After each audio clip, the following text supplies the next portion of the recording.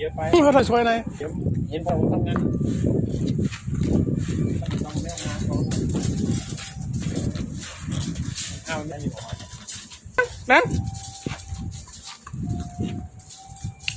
เฮ้ยเด็ดตูเหรอพี่ข้าจังเลยอ่ะมาไปมันหมุนไปนะรู้ไหมไม่หมดแรงกันแล้ว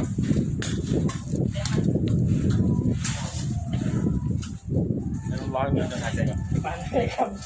เกี่ยวเลย ให้คนมาก็เริ่มมาตัดต้น